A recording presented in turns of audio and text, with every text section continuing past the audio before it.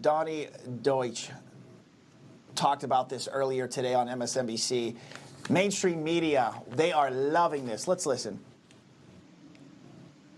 Donald Trump, the ultimate brander, the guy that gave you Little Marco or Lion Ted, is simply branded convicted felon Donald Trump. He's a loser. He's anything but invincible. And he's branded permanently a convicted felon. That's a big deal. I don't know, Governor, what do you think? Is that a big deal? I think that's exactly what the Democrats are hoping for, and that's why they set up this whole sham trial and why they facilitated it so well with a judge that obviously was against this president and brought forward and limited witnesses that the prosecution was allowed to bring that was a known liar, admitted to being a thief and a liar on the stand, and then they limited what witnesses President Trump could use. It just, from the beginning to the end, what evidence was presented and what the jury was given as direction from this judge was wrong. It was mishandled, and what happened in Lower Manhattan was not what America is. What I think from all of this is that's what the Democrats are hoping. I'm just grateful, and I think every American that sees this for what it is right now is just thankful for President Trump. Thank God for President Trump, who, what other person could withstand such a corrupt action using our judicial system to try to destroy a man and his family? And the fact that he still gets out of bed and wants to fight for America and wants to fight for every family here, I think is just a gift. It really brings me a lot of hope. So while people talk about this being a dark day, I also think it's a day of hope because we have someone who still wants to fight for our Constitution, wants to fight for our freedoms. And that's a real gift that we have in President Donald J. Trump. Yeah, Governor, the former president, he talked about that today, how hard this has been, not only for him, it'd be hard for anyone, hard for his family, too. Imagine that, you know, his children, his youngest son, Barron, to see things like this happening all the time. It is absolutely sick. I'll tell you what, earlier today, I interviewed North Dakota Governor Doug Burgum. He was governor under Trump, now under Joe Biden. You have done the same.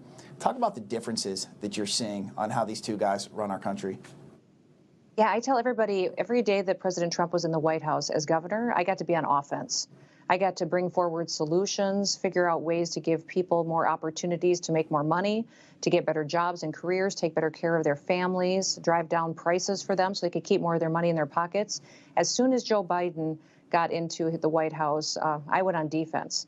We spent half the time fighting the federal government from overregulation, overtaxation. We look at this. We have a president in the White House right now doesn't care about federal law. He's breaking federal law at the southern border, doesn't care what the Supreme Court says. He still goes out and pays off student loan debt that's illegal to do. He breaks law every single day, and law and order should be applied blindly. And that's what us as Americans who love this country see from the sham trial to what President Trump has gone through and what we have in the White House today. It's just night and day. And listen, history will remember those who were a part of what this trial was. History will remember those who made it happen, who were a part of it, and it will also remember the media who didn't hold them accountable.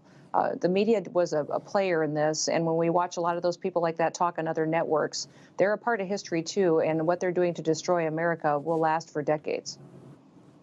I think it was all part of the plan. Former President Trump talked so much about this being election interference. He can't go campaign. How about the fact that mainstream media for the last 5 to 7 weeks, that's all we've been talking about. We've been talking about a bogus case, Governor. Joe Biden's record on the 3 biggest issues we have, our economy, inflation, the border, his foreign policy. They're absolute disasters, yet we're not talking about it. And I think that's a grave injustice to the people. Your thoughts?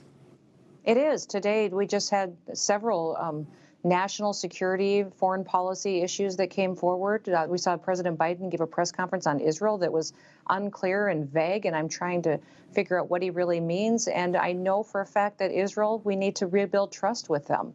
We need to get more details on what this is that he's agreed to. And I do know that that region, the Middle East, is waiting for President Trump to come back, because when he made a decision, when he said something, he actually did it, and the world became more stable. That is not happening under Joe Biden. In fact, if you saw what happened with Ukraine and empowering them and elevating the hostilities in that region, extremely dangerous foreign policy. And we've seen those decisions come down this last week on Joe Biden's watch. That would have never happened under President Trump. He made us safer because he was a good decision maker, a good leader, and he cared about people and the future of protecting America. Governor, we got 15 seconds. Your message to Americans who think they now live in a different country than they did yesterday. Oh, you got to have hope and go win the hearts and minds of people. We're right on the policy. We just need to start having conversations. Go work for a candidate. Go donate $5 to a candidate. Support President Trump. We need him back in the White House. But don't just sit home and complain. Go do something and be hopeful. Governor Kristi Noem of South Dakota, good to see you. To see you too.